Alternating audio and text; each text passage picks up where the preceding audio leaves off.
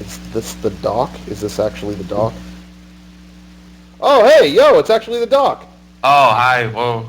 Hey, what's up? How's it going? Whoa. Can you hear me? Yeah, hey, can you hear me? Yeah, all Isn't good. it like, isn't it like 5 a.m. where you are, or what? Yeah, almost. Why the hell are you awake? I stay up till like 6 or 7 when I don't have school. What are you, goofy? I don't know. Don't you do the same thing? No, I've never stayed up. I'm in bed by 9. Oh, all right. This is weird for me, you know, so I'll have to sleep through the day. Actually, I've had the worst sleep schedule I think ever recently. Oh no, I don't know. I have to stay up late, or else and it's been even back in the day, like when I was a kid in school, I would go to bed at like, you know, okay, I've got to go to school at 6 or 7 in the morning. I'd go to bed at 9 p.m. or 10 p.m. And I would just sit. I would lay awake. Or I'd fall asleep and wake up again late at night, and I just couldn't do it. And I was tired perpetually through all of high school. I would just be like, maybe fine or okay during school. We do extracurricular stuff, and I'd just be like, what? Okay, yeah. Or you know, whatever. We would do plays after school, and I'd be fine there. But like if I tried to play video games after school or something, I was always falling asleep. And it would occur to me on weekends after I started trying to stay up. Hey, I'm going to stay up till like 3 in the morning and then just sleep in. And then I did that, and I would feel great the next day.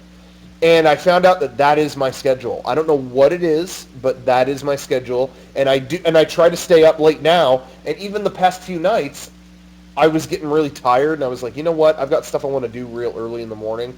I'm going to go to bed real early. And yeah, I wake up at like, I have like intense dreams and stuff. Like, not real intense dreams. Don't read into that. But, you know, just like weird-ass dreams. And then I wake up at like 3 in the morning. Like, okay, you've had those dreams. You're awake. And it's like, what? So I have to stay up until I am so tired I cannot function. And then I fall asleep. That's what works for me. You didn't ask for that. If I'm off for like a long time, my sleep schedule just gets pushed back further and further. Yeah. Like I'd say on school nights I go to sleep like 3 or 4. I'm used to just getting like a few hours sleep before school and then coming home and napping and then that being it. Yeah. Like, I don't know. I've broken up sleep just works better for me. Yeah, I got so screwed up last night with this thing. I woke up wide awake at like 4 in the morning because I had 2 dreams in one night. I had one dream that I showed up to Comic-Con and none of our stuff was ready, and the Aquabats were doing a panel, but we didn't get a panel or a booth or anything, and I'm waiting for the Aquabats to go on, and I'm like, I can't believe I forgot to sign up for all our stuff. And they were like, well, but they need a monster to fight, and I was like, well, I'll do that. And I put on a monster costume, and I was waiting backstage, and I waited, and they never called me. And then the dream ended. That was it. That was one dream, and then the second dream, I was in a grocery store after it closed, and I was looking for someone to pay for my snacks that I bought. But no one was there, but some girl was there, and she was like, oh, just walk out. Okay. And then I did, and the police showed up. So, who out there analyzes dreams? I want to know. I want analysis. I want to. Anyway, thanks for your call. Good night. No, what's up? No, anyway, sorry. I went on for a long time. No, that's fine.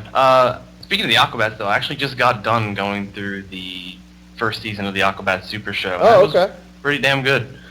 Had you never seen those before? I saw like the first 5 episodes when they were online in random places or whatever, but then it was kind of hard. It was kind of hard to find for a while. Yeah. But yeah, I went through them on Netflix, and it was good. I enjoyed it. I liked how, spoiler alert, if anyone hasn't seen the end out there, but I like how it pretty much ended in a time loop. Like I thought that was like way like, whoa, this is a kid's show and we're ending like this. Yeah, you know what? It was neat. I had Christian, the guy who plays the Bat Commander, I had him call me the night that they like wrote that, and he explained that to me over the phone for like an hour and a half. And because we were going to contribute to the last episode, and I asked him like, well, what happens in this? And he was so excited to tell me. That was like a really special memory for me. You know, because it's like I listened to the Aquabats.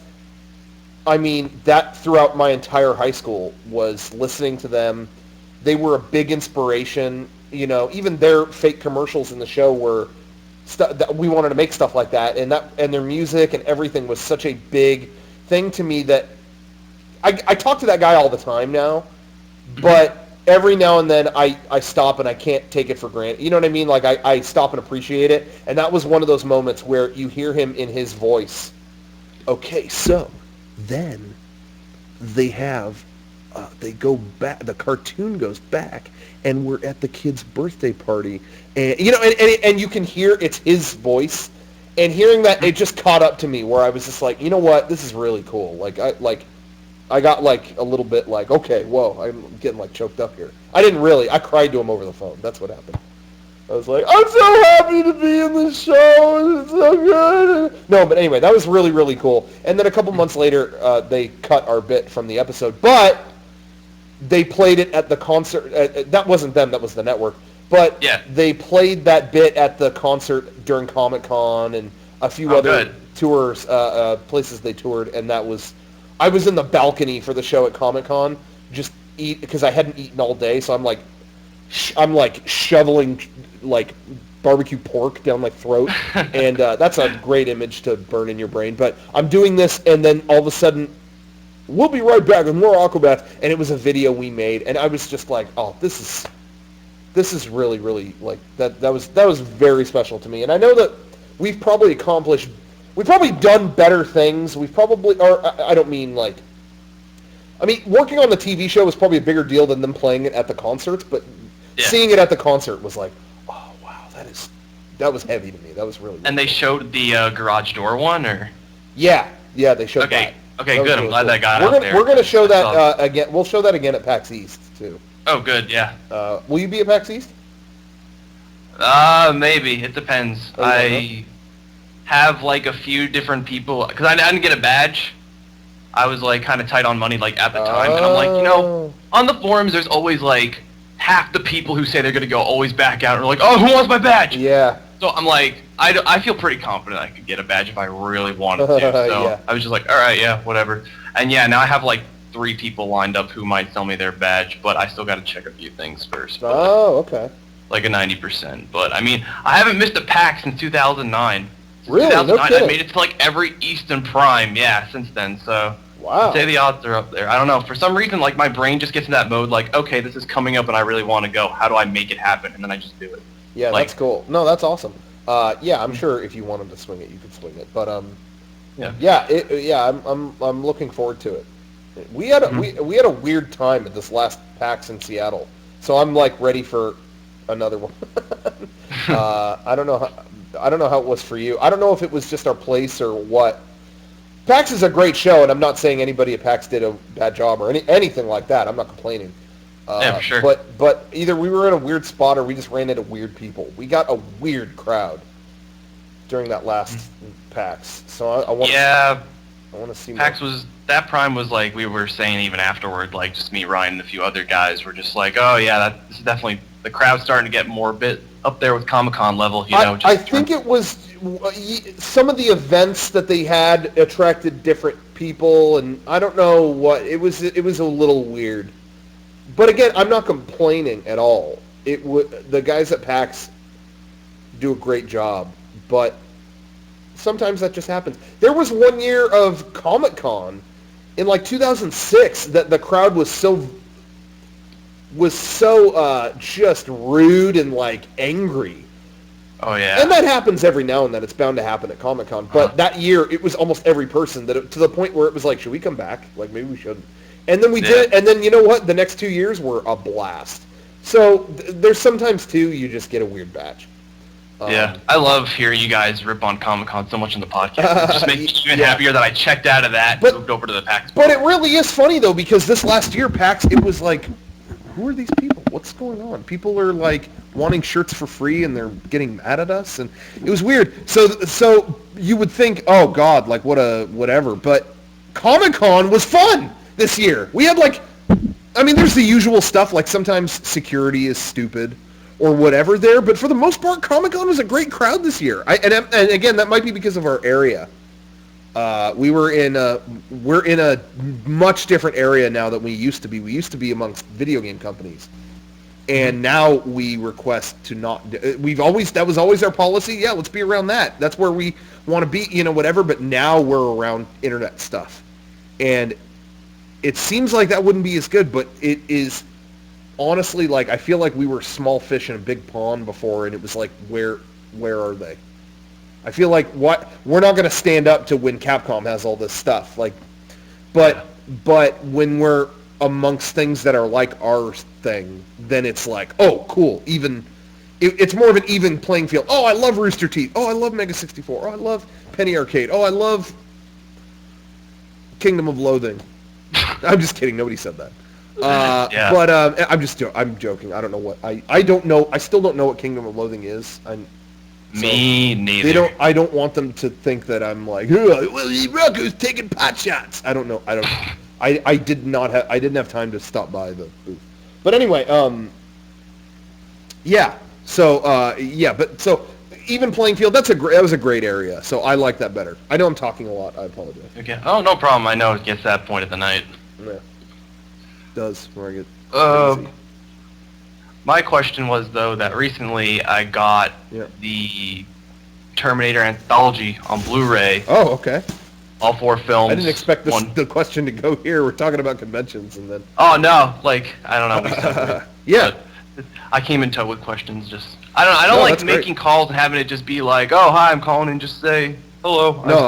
Hey, respect. Like, I gotta come in with something. Yeah, but, totally. Yeah, no, so I watched through the first 3 films. I'm probably going to watch Salvation either later tonight or tomorrow, or I guess later this morning. But I was just wondering, did you ever see Salvation? And if so, what did you think? Yeah, you know what? I did, and I totally thought it was, like, fine. It wasn't, like...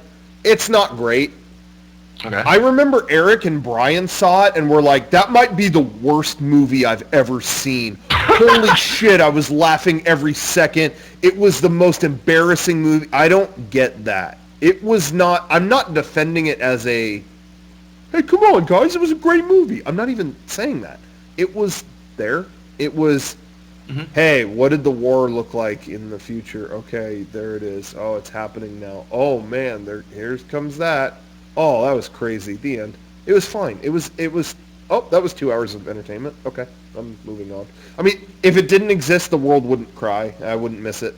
But I thought it was fine. I wasn't suffering through it. I was just like, oh, that's interesting. Oh, cool. Okay, I'm good. I'm ready.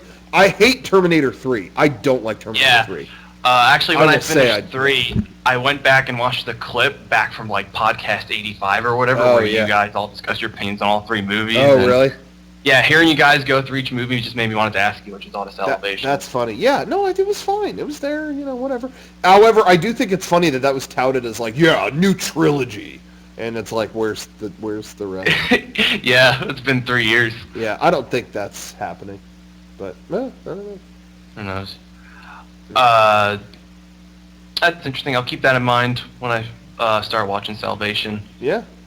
My next question is, that is actually the first Blu-ray I got. This series has been my first experience with Blu-rays. Oh, okay. So since you're a big collector, I was wondering if you have any suggestions for, like, good Blu-rays or Blu-ray sets, like something that's actually, like, meaty and worthwhile. Yeah.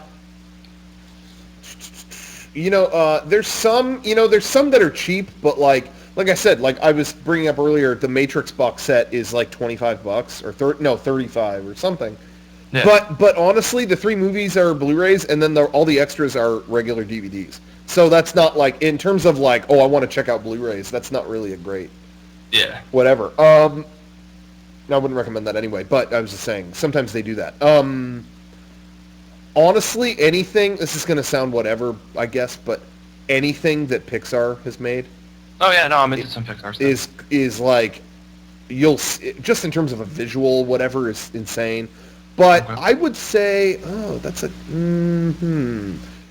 well, I'm trying to think of what I think is like the best Blu-ray box set, period. I'm curious. I'm going to actually look at the chat really quick and see if... No. I want to see if they are, like, bringing up any of the stuff that I have forgotten. Yeah, Taxi Drivers. I guess. Yeah, man, that's tough. One that I already have on my list for sure, because I just actually saw all these movies like a few months ago, was the Alien anthology. Yes, that's what I should have said. Yeah, I'm sorry, you already got that, or you're about to? No, I saw them like a few months ago, Okay. but now I want to wait a little bit until they kind of fade from my mind and then revisit them. The Alien anthology box set is the epitome of how it should be done, because the movies are old, but here's the thing, when it comes to Blu-ray, there's some movies that get cleaned up to the point that they don't look like films anymore. Like, if you look at, I want to say, like, the newest Predator Blu-ray that came out, it's fine. It's not like, oh, don't get it or anything, at least in my opinion. But they clean it up to the point that there is not a fleck of grain anywhere in the movie, and it almost looks plastic. It's almost like, whoa, this is so bright, it's almost not right for this movie. You know, whatever. Now, Alien is done right where, okay, this looks like film. You should see grain. It's film. Yeah. So you'll see some, but the movie is cleaned up so much, it looks new. Like, it just looks, the visual style of that movie is timeless, and it looks incredible. The Alien box set, to me, bar none, like, is a definite, you should get that. Awesome. That's a big one for me, and then I really like, I mean, what else? That was really good. And then if you ever end up seeing the Godfather movies, those are in a Blu-ray box, and that's a classic example of those movies are grainy as hell, and they didn't fix it. They left it, but it looks better as a result. It brings out the old kind of photo aesthetic of it. I don't know if that makes sense. Whatever. Get the Alien box set. I'm leaving it at that. Get that. All right, cool. Hell yeah. Definitely. Don't get Sisterhood of the Traveling Pants. Don't get, there's one other that you're not supposed to get. Yeah. Fried green tomatoes. Because I've been reading lately on, like, you know, how old movies transfer to Blu-ray and if it's worth it and what's worth rebuying. And I read that it's a mixed bag, that, like, it depends what transfer. It depends on what it is. I got, one of my favorite movies is Castaway, and I got that on Blu-ray, and it's like, I shouldn't have, They, like, didn't make any effort.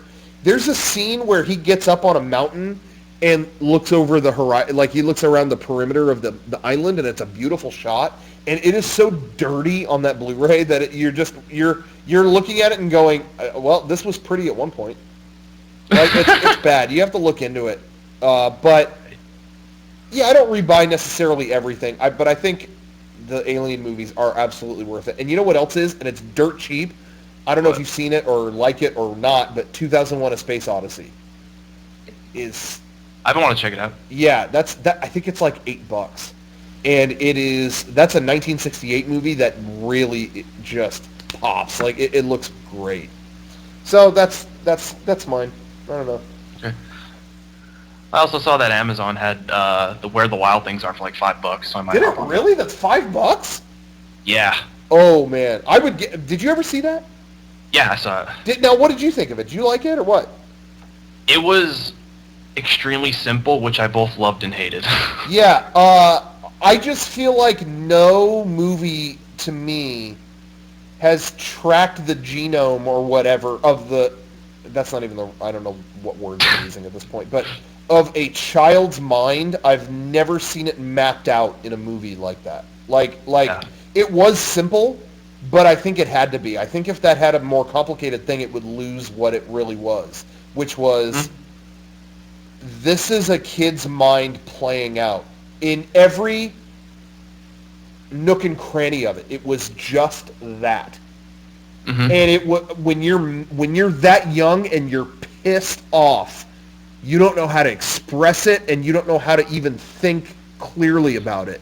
And that movie is that playing out physically. And that is simple. But you know what? It's a movie that's good in its simplicity in the way that Bambi is good. It's just, hey, it's about one thing, but it nails that thing. I don't know. That's me. And I loved how all the monsters had, like, the logic. They were using logic that, like, a child would give to, like, a fictional character. It was always, we can go here and, we could stay here forever. Oh, really? We could go here forever? Yeah. unless it breaks, but otherwise we could stay here forever. It was always, absolutes and what, I don't know. To me, that's one of my favorite movies in the past 10 years, but it was so funny because I said this before, but I saw that with so many people that were like, oh, I already know this is going to be my favorite movie. I haven't even seen it, and it's just because it's so different. And then when it was over, all those people were like, that was too weird, and hated it. And it was like, oh, too okay. weird. Not that everyone should have loved it, but it was just funny that these people that went into it going, oh, it's so different. That's why I'm excited. Left, oh, that was too different. But whatever. It's not for everybody. I would never expect that movie to get 100%. Yeah, exactly. But what do you think are the best movies of like the past 10 years? What do you think is like? Oh my God, 10 years. I think for me that's one of them. I think honestly the three best movies of the past 10 years for me, I'm gonna say are Where the Wild Things Are. I will say that's one of them. Three, if I'm picking three, I'm gonna say that. I'm gonna say The Prestige. I love The Prestige. That is a very personal significance to me. That and I didn't think this, and I saw it again maybe a year ago. I don't know when it was, but Eternal Sunshine of the Spotless Mind are probably my three favorite movies of the past 10 years. Now it's on you. What do you think? God. I had enough trouble rounding up stuff for 2012. Now I'm going deeper. It's like the inception of movie opinions. Oh, well, maybe you just pick one. Inception. All right, we'll go with I just put the chat over your face. I'm looking at... I'm seeing what fine. the chat is saying about this. Give them a break for me. They're tired of looking at you. Sorry. No. Yeah, I don't call in enough. You really don't. I was going to say, we never hear from you. Like I said, there was just a period where, I didn't have anything I wanted to ask, couldn't, didn't want to call and just say hi. And, there's a few times over the past couple months where I've called in once or twice, but I was just I don't know. I just gave up after a little bit, and maybe I was on the bottom. Sometimes also, it gets a little bit much. Also, my name is different, and I was just I don't want to, jump out at them, but, well, did this I was like, if I get picked, I get picked. If not, if not. But tonight I changed it because I was I want to get picked. Because you know what? I feel like you call into the podcast, and it's so jarring just immediately getting picked up. And not only immediately getting picked up, but immediately talking to 5 guys at once and just being like, oh, it's like what I just get thrown into. So I was like, all right, nice. I could do this. This is simple. I don't mind. So I think I want to get picked up. So I changed my name just so I could. Good call. Well, you should do it again anyway. See what everyone else has to say, but maybe hopefully.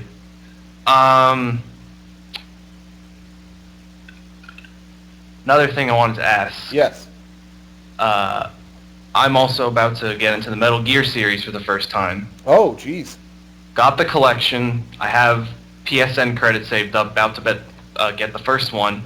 And I know that on the collection they're listed in chronological order, so my question is, should I play them in release order or chronological? I would play them in release order, personally. I just feel like... I don't know. I didn't play them totally in order either, I guess, but I just feel like do it the way it was released. I don't know. Yeah. I've always been that way with a lot of stuff, though. I just feel like do it the way that it was originally told. I don't know. Yeah, that's what I was thinking, but you guys are some of the biggest Metal Gear fans I know, I think, so double check on that. Yeah, I'm sorry, so you got the HD collection? Is that what it was? Yeah, the HD collection. But are you going to play Metal Gear 1? Or yeah, I'm going to play 1 because they have the PSN 1 classics on the right, okay. Yeah, definitely do that. And then 2, you'll beat 2 pretty quickly, and I think you'll probably feel a lot of people did. It's kind of like, okay, cool, that was cool, but kind of a overload maybe a little bit. I don't know, a little bit, whatever. 3 is such a decompress from that. 3 is just, hey, let's leave all that in the dust. And then I think you'll appreciate that. Even more so when you go into 4. But I think if you're like me anyway, you'll play through them a lot quicker than you think you will. Okay. Yeah, I was done with them I was done with them faster than I really thought I would be. Awesome. Yeah. Yeah, because I've been trying to like gauge like how much time these games are going to take me. Because I'm on winter break now, but like I'm starting school again like another week or two, and I'm just like, am I going to be able to keep up? Am I going to be done with these by like summer? Like I don't know, like 4 games. Yeah. Which sometimes takes me like a month, sometimes takes me like 6 months to get through. So. Yeah, that'll happen. Well, it depends. Yeah, but I just barge it. I bet you're gonna love it. I hope so. Mm-hmm. I hope to, because like I don't know, like from the looks of it, like I like games that like really take you into like, I guess you could say like a fantasy world. Like I play like 90% like Nintendo stuff just because I like cartoony, like just fun, whatever, waste time games. So I never like bothered with the Metal Gear series. Just didn't seem like my style. But like I feel like like you guys and every single other person who has played them just goes on and on about how great they are, and especially the story. And story is something I've only begun to appreciate in games like maybe like 2 years ago. Like I played through the Phoenix Wright games, and that was a game that obviously has like no gameplay. It's pretty much a virtual novel, but like it was like for some reason that hit me way hard, and that's like, wow, yeah, games can have strong characters and tell a story, all right. Yeah, so, it's rare, but man, it's great, and that's why I value the Metal Gear games so much. Is that sometimes you get carried away with that stuff, but I think Metal Gear does it in a way that is so engaging. I don't know, I just love it, and that like it has a big story, so I just want to check it out finally. Yeah, by all means do, and I'll be curious to see what you think. And what's your favorite one and stuff. But yeah, I think you'll clear it. It's so funny though because I really wasn't. I got into Metal Gear really in the past 5 years. It really wasn't like an immediate, I think even if you listen to our commentary on like version 1 or something, I talk about like I hadn't played Metal Gear. I was like, yeah, I'm not interested. And it's like, man, that is so not my answer now. I was like moved by those, So I'd hear it. Yeah. I've always been curious about this. And speaking of story games, one that really got me harder than I thought would is a game called Ghost Trick Phantom Detective. Have you ever checked that out? I've heard of it. I have never played a second of it, though. Okay. It's because the first 2 chapters are free on iOS, and then the rest of it is like $10. But like, it's pretty much like, if you like the characters you see in the first 2 chapters and the style and the gameplay, like, it just gets like 10 times. Really? No kidding. Okay. So yeah, it's much worth it if you like those first 2 chapters. Okay, yeah. Maybe I'll have to check that out. That was actually just an offhand question, but one other one that I've been saving for special night. Oh my god, talking all night. Jeez. I have literally not called worse than Ashley, the earring woman. No, I'm kidding. Yeah, no, I haven't called in like 3 years, so he's just kind of built up. Yeah, jeez. Well, you call every week now, because this is too much. No, I'm kidding. Sorry. Anyway, no, what's up? Yeah. One thing I've always been curious about. Yeah. Dragon Ball Z question. Uh-oh. I know that you're a big fan of Toriyama. Yes. And you love like all of his stuff mostly. So I have to ask, what is your favorite filler of Dragon Ball Z? Like filler. Specifically a part of the show that he did not write or contribute to. In the series, so. I feel like my gut answer is when Gohan was like helping that robot that was buried or something. Oh my god. Was that good? I don't remember that.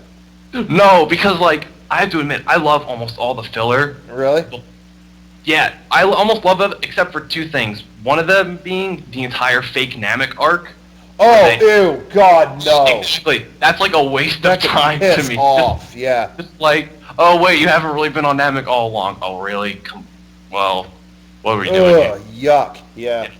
So I can tell you that, like that I'll admit, like I'm tired. Like every time I watch the DVDs, like I run through the show a lot. Yeah. In my time, and every time that comes on, that's like the one time where I'm like, should I just skip this? Oh, I have skipped it many times. Yeah. That, and also, yeah, I have to admit that the fake robot episode I wasn't a big fan of, too. That's funny. I feel like I remember thinking that was neat, but I don't know why maybe it's just standing out to me as just a big example of filler and not, I don't know if that was my favorite. Sometimes I get mixed up, though, on what was filler and what wasn't. Yeah, there's a lot. I mean, I know like, the big stuff, like, the Otherworld tournament, Fake Namek, a lot of the Sane Training episodes. Yeah. What else? I didn't like Garlic Jr. I didn't like that. Okay, that's fair. I didn't like that, but Marin was hot, so that balanced that out. Yeah, dude. Dude, I was like 14. I was like, I'm all about that, man. I think that's how they got everyone. They said, "Well, if this isn't good, here's our fallback." Dude, I was lonely as shit. That made that saga worth it. Do you remember in that saga when Chi-Chi does the Kaioken? Yeah, his whole thing was stupid. But it really bugged me. I'm really picky about continuity. And it really bugged me that, like, the movie wasn't canon. It was, like, not possible to be canon. It involved Gohan and all this stuff that didn't make sense within the series. And then, here's this patch of episodes in the series where Garlic Jr.'s back! You know, the guy from that movie. That wasn't canon. I'm, like, left going, like, well, what? I don't know. Stay away from me.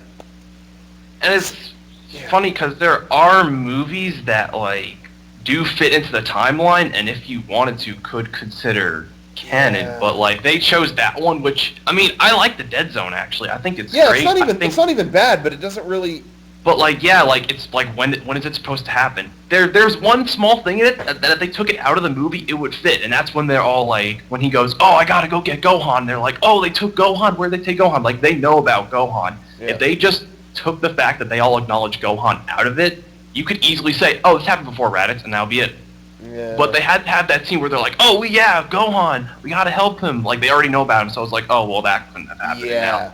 Yeah, so I don't know. So in terms of... But I'm still trying to think of what filler I liked. And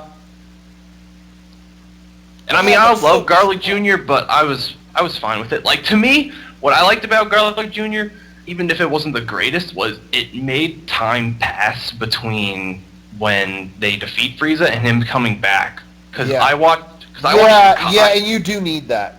And like the entire saga, when I first watched it on TV, every episode I was just like, okay, this is gonna be the one where Goku comes back and he's gonna finally come in and save the day. And like he never did. And I thought that was awesome. That every day I was just on the edge of my seat waiting for him to come back.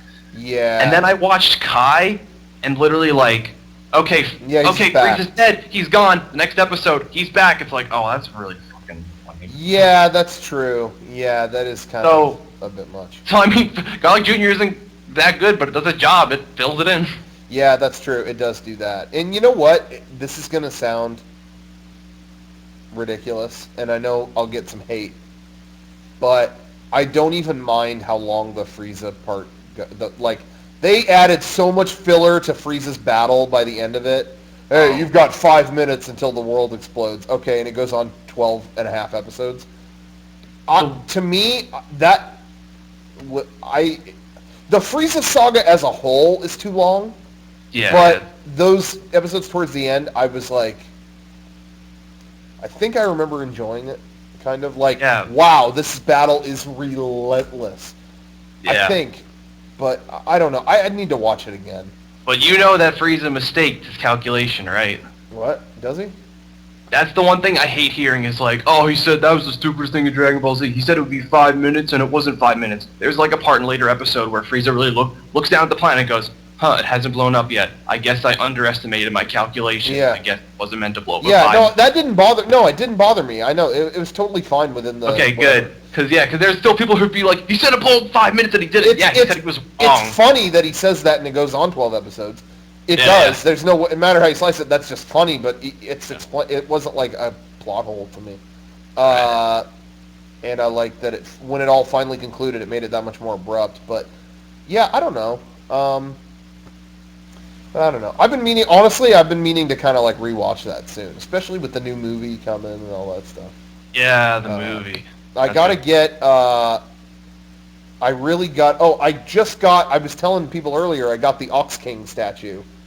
Oh, shoot. It's not here, but here, let me show you something else. Oh, God. 1 second. Ow! Hold on. All right.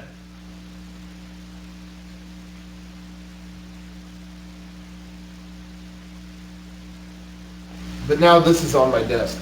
Oh, wait, I'm going to need like a light. Can you see me? Kinda. I'm going to point this over here. Oh, what up? Wait. Hold on. Oh, can you see that?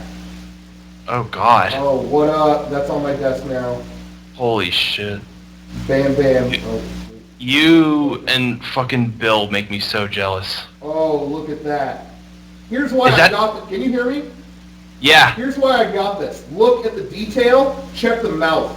Yeah, they painted every tooth. Oh, my God. Whoops. Yeah. No, that was the detail that sold me. I was like, hey, man, they painted the shit out of this. They did a good job. Anyway, that's on my desk now, right beneath Oswald. Woo! I'm impressed. Thank you. Hold on one second. What was I saying? Oh, right here. Oh, anyway. So, yeah, I'm pretty stoked on that.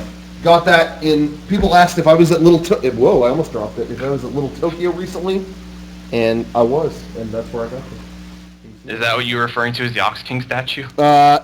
No, I got an Ox King statue, too. Oh, I thought you were going to show me the Ox King statue. No, that's at home right now. Alright. No, but that's cool, though.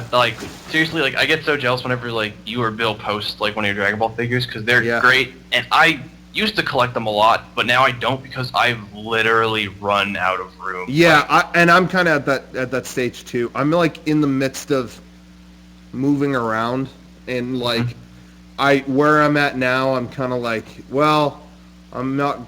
I'm going to be moving again soon, and I don't know. I won't put up any figure. I'll leave them all in boxes. I don't need any figures to put up. I don't need that. Sparse lifestyle, whatever. I don't know what the hell happened because I looked at my shelf. It was the end of the year. I'm on Christmas break. I look, and I'm like, there's so many damn figures in here. I did it again. Mm-hmm. And then I hung myself.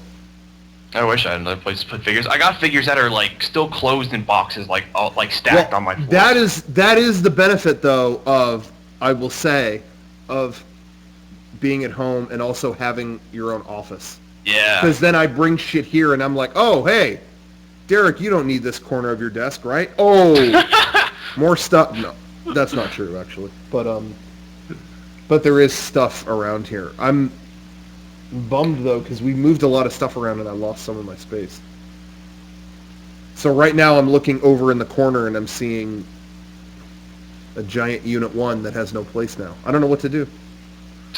Woe is me. Third world problems. Oh well. Or first world, either one. Whatever. Any world you want to be. Any world you live in, that's a problem.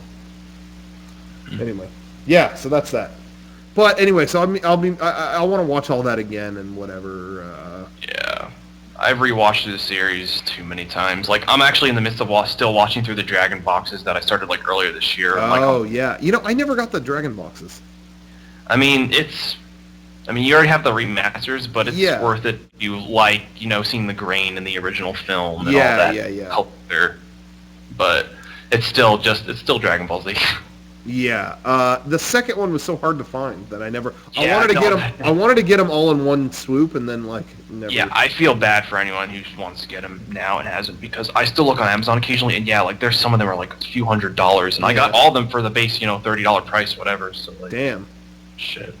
I'm pretty sure our friend at Funimation, Justin, I think I harassed him for one. And I was like, and then I made a joke about selling it on eBay, and I don't think he appreciated it. Oh, God. Well, he deserves it after canceling the Blu Rays. Yeah, I don't know if that was his decision. Well, did you buy any of those? No, I knew that, I was like, I'm going to wait. Actually, speaking of the Blu Rays, though, Hey, there's Volume 1 right here. God. Can you see me? I'd like to check it out, and what I really wanted to get, was interested in getting, was the Kai Blu Rays. Yeah. Because Kai, they remastered with the intent of this being shown in Japan in 1080p. They had Blu-ray in mind from the start. Yeah. So I was like, all right, this ought to look good. And I watched through all of the series when it was premiering in Japan. Every week there was a new episode. Every, Tuesday or whatever, I was downloading the new episode and watching it. So I saw, all of Kai. Yeah. And I loved it. For what it was, I thought it was edited really well. I thought it was a great new take on the show. Not it's not better than DBZ, but for what it was supposed to be, it did a good job. Yeah. and I was so ready to get the Blu Rays, but then that whole debacle came out about the guy who made the music of plagiarism, and I never knew what happened there, but then finally I decided to read about it, and apparently, like he had a long history of like songs he did sounding similar to other songs by like Pink Floyd and shit. Yeah. That he put in like games, but then I read that like he, like a bunch of songs that he did for Kai were sounding like that. So as they were airing the last 2 episodes in Japan, that's when they were like, all right, we got to pull the plug on you. So the last 2 episodes in Japan don't have it, but the rest of them have his score, but then they use recycled music from the previous guy. But then, when they're showing those last 2 episodes, in America, we're only on, like, the Saiyan or the Frieza saga. Yeah. So we got, like, that much with I think his name is Yamamoto. Yeah. With his score.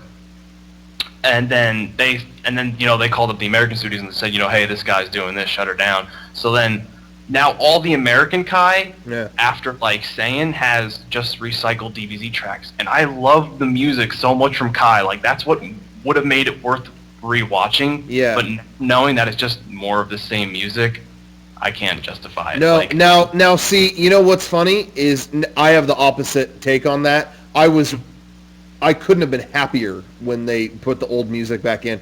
To me, Dragon Ball is all about do do do do do do do do do all that like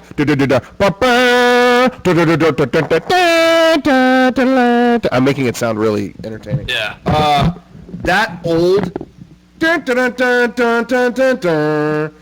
all that old music is Dragon Ball to me. I have always been like the biggest fan of the old score, so I was like, be gone with all of that. And I think my brother really liked Kai's soundtrack too. He was like, man, check out this part, like, isn't it cool? It's kind of almost like a vocal thing, and I'm like, yeah. Give me the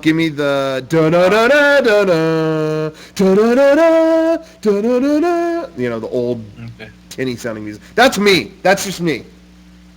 That's just me. I don't know.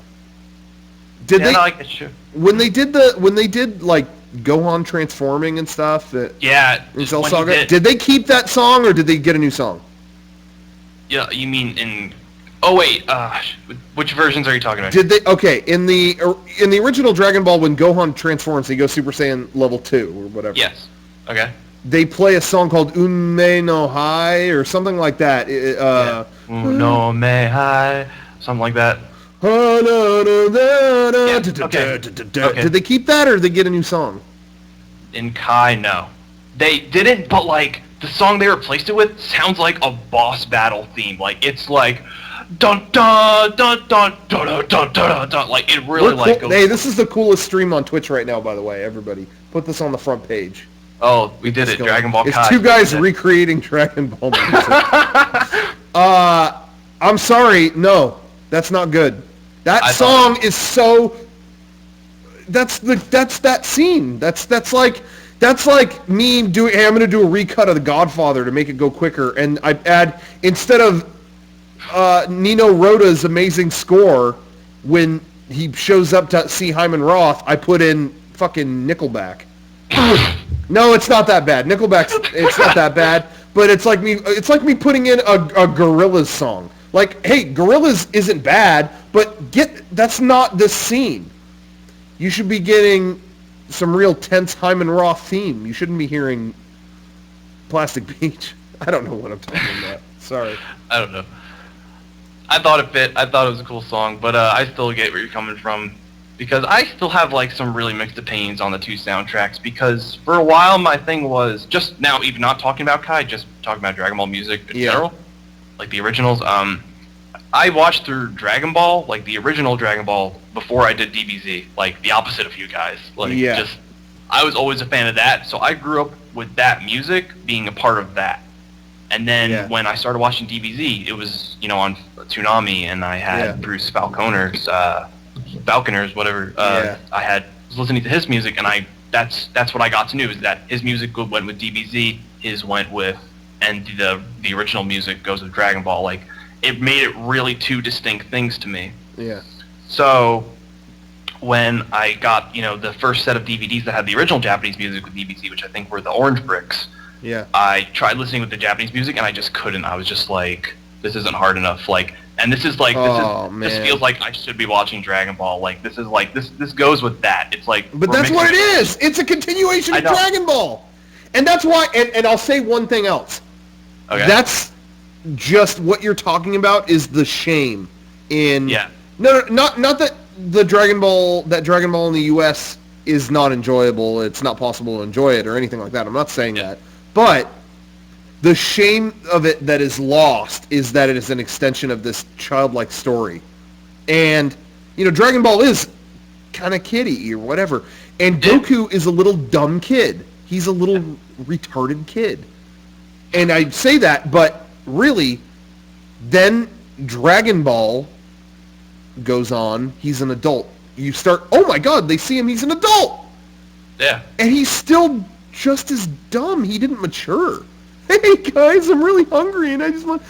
But this guy can take anyone down. Like, it's his childlike... He doesn't have any limits in his head because he doesn't know how to do that. He's just this unstoppable guy who doesn't know any better. And okay, great, he's like that. That's what is so crazy about Dragon Ball Z. Then when you're in the Japanese version, they still have the same woman voice, Goku, and he's still big and dumb, and he's a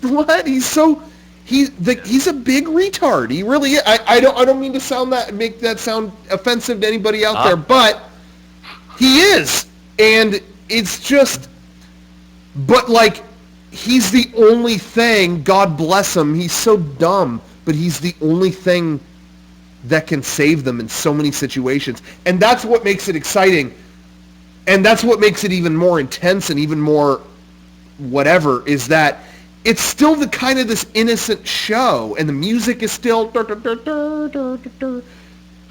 it's all crumbling. And it makes it even that much more crazy to me when he finally goes Super Saiyan and his voice sounds mature. That's a moment you'll never get in the US version, where it's hey, Gohan, run. Whoa! You'll never get that in the US version because he's a manly dude from the beginning. So there's a degree there that is always going to be missing from the US one. That's not to say the US one is bad, and I saw that first too, and I enjoyed it, But I'm spitting my opinion on that. I don't know. Anyway, I'm glad to hear it. You were saying. I feel like I ran way too much to Dragon Ball about other people, so I'm finally glad to hear that level of opinion come back to me. Sometimes it's cool. I don't know. But no, at the end there when you mentioned the difference in his voice between Super Saiyan and regular Goku, it just made me think about in GT how he lowered his voice so much more when he was Super Saiyan 4. Oh, really? And it just made me think if there's a very small part of me that's wondering if that was supposed to be a callback to what you just described. Maybe. Who knows? Who knows these things? I think we should, once I confirm we're on the front page of Twitch, I think we should recreate more Dragon Ball music. All right. One of my favorite tunes is, I think they use it more in the Boo Saga, when like Gohan is training Videl and stuff, and it goes. I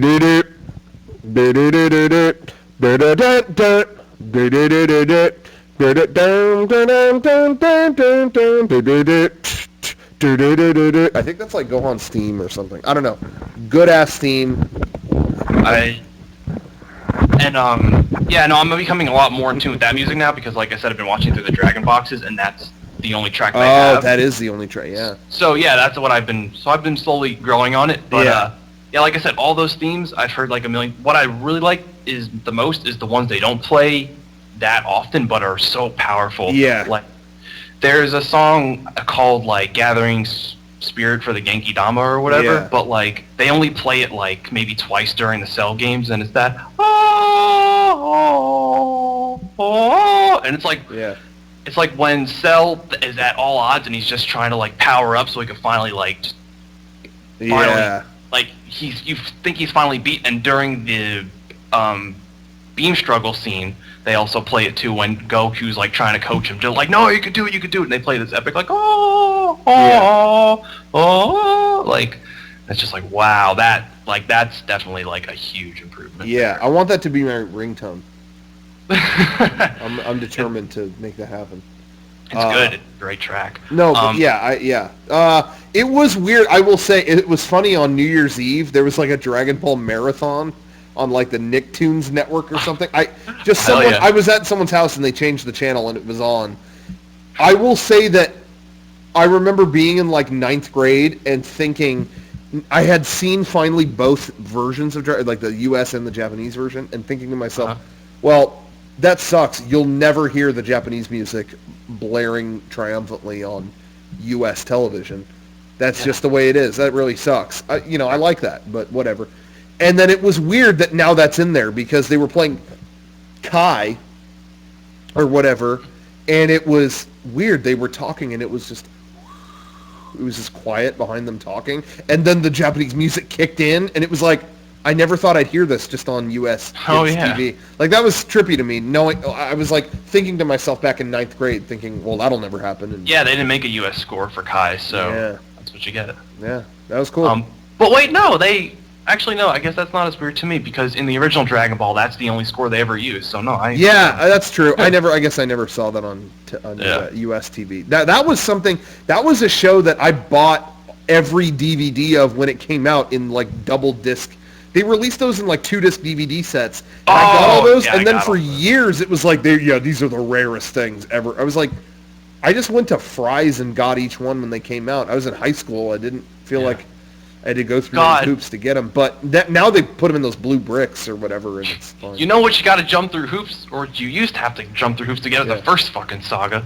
Yeah, but I finally got that, but I just got the blue brick thing that they had. And it didn't. Yeah, the blue. I mean, obviously it's on the blue brick now, but before those, you couldn't get it. They sold it in Australia.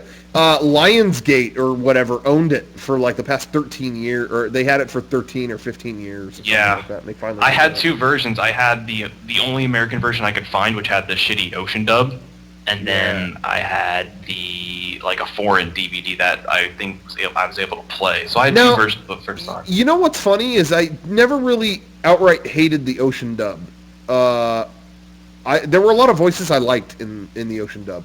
In DBZ, yes. In Dragon Ball, no, not to me. Oh, yeah. I don't even know who dubbed. Was that Ocean that dubbed it? Yeah, I guess so. That was not good. Yeah. Dragon Ball Z, I liked the first Goku. The first Goku was Ian Cortlett, and I remember thinking, wow, this guy grew a lot in the role.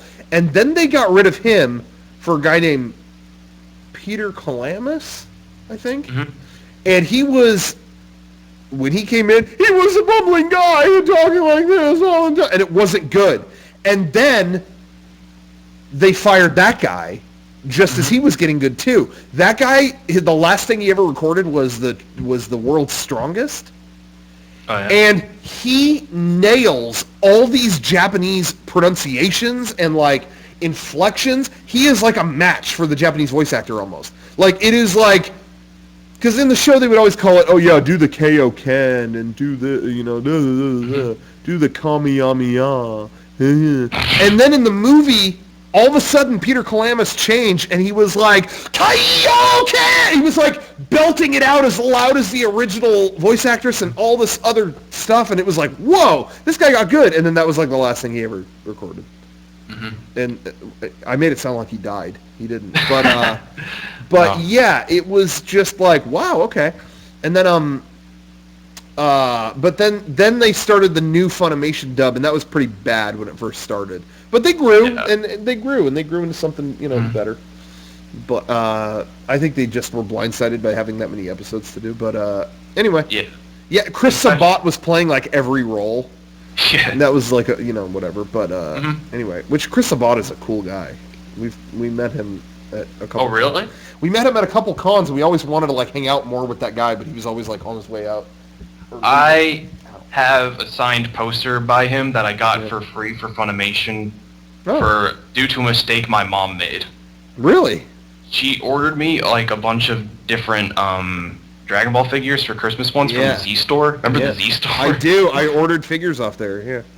So she ordered a bunch from there, and she wrapped them all, and so Christmas morning came, she gave them all to me, and she was like, yeah, so a lot of these names are really confusing, and here's the invoice, can you just make sure that they're all here, because I can't. I was like, okay. So I went through it, and there was one missing, so I said, no, I don't have them all. She was like, you don't? Oh, jeez.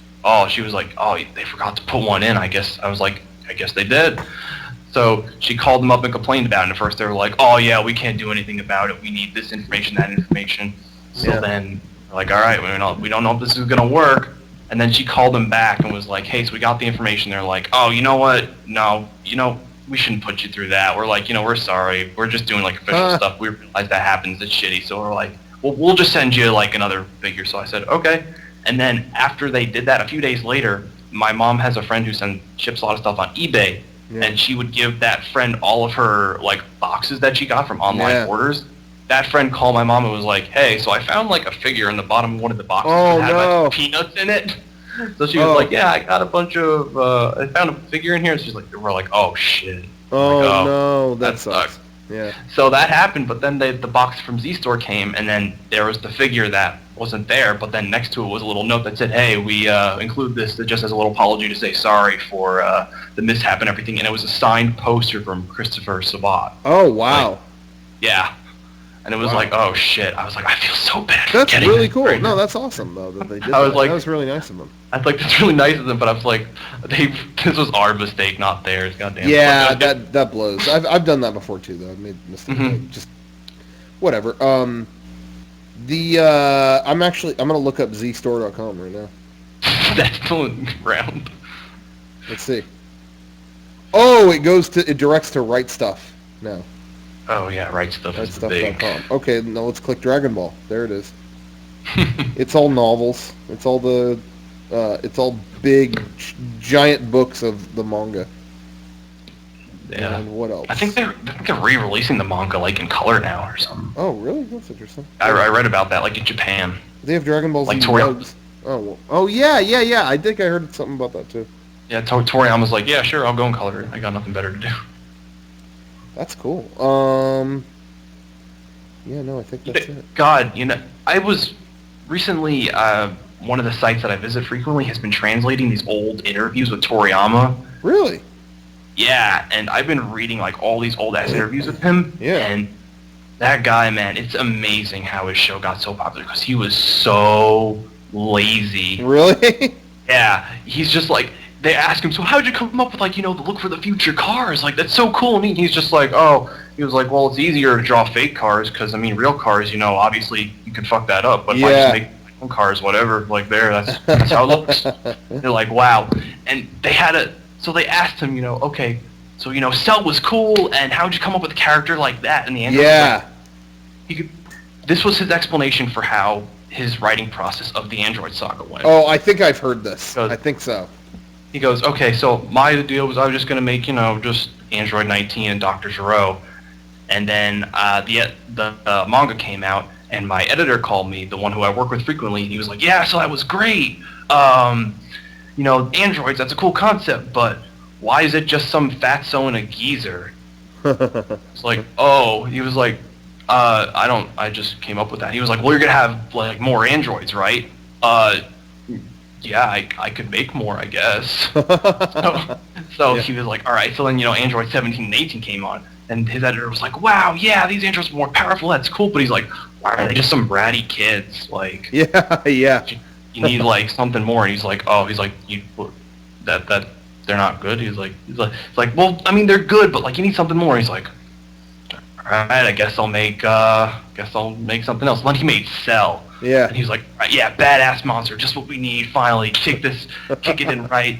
Cell's coming, he's going to fuck everything up. Yeah. So he gets back on with his editor, and he was like, okay, so yeah, you got a monster that's strong, that's great, but he's ugly as hell. He's going to transform, right? Like, he's going to do a transformation. He's like, he's like, I was like, I didn't plan. It's like, all right, I can find a way to make him transform, I guess. It's all right. So then Toriyama was like, I guess he absorbs one of the androids. Yeah. And then his editor calls him back and he's like, that's great, you know, he transformed and we're finally getting like a really powerful monster, but this form he has, this is referring to the second form, Yeah. he goes, he looks kind of like a moron. He goes, oh, really? Yeah, this dude looks like a moron. Like, is this really the final villain? Like, he's gonna transform again, right? I guess he'll transform again. And then he made Perfect Cell, and finally the editor was like, that's what we need, is Perfect Cell. And he was like, I was still fine with Fatso and Geezer, but okay, yeah, sure, we'll go with Perfect Cell. There's our final monster. So he was so lazy, like, he didn't want to do shit, but like... Well, even he didn't want to do the Boo Saga. Yeah, like that. Like it's just amazing, like how much stuff like he pulled out of his ass, and it just was like, wow, great. Yeah, it's super entertaining, but he's that creative of a guy where it's just like, okay, you know, some people can pull that off. Yeah. But yeah, that's great. I was so happy when that Cell and Android story came out. I thought that was really cool. I had heard that, and I thought that was awesome. Yeah. But yeah, anyway. Yeah, I was actually, well, here, I'm going to take a look at the chat. I wonder if everyone here... Do they love this conversation? Let's see. This is the nerdiest Rocco has gotten. Okay, cool. That's why I saved it for 6 in the morning. Wow. Twitch best gaming streaming site. Anyway. All right. Well, yeah, maybe I should move on then. Actually, I should probably go to bed because it's almost 3 a.m. here. Yeah. Oh, shit. Sorry if I kept you up. No, that's fine. But I am going to get out of here. Probably. But no, thank you. Good call. I always like to talk about this stuff. So no problem. Thank you for that. And it's probably like noon where you are now, so you should be gone as well. Anyway, thank you. And I want to say, I didn't get to say this during our New Year's Eve show, or New Year's Eve. We didn't do a New Year's Eve show. Christmas cast. Why did I say that? And I didn't get to say this, but thank you so much for all the great things you did to the forums this year. Oh.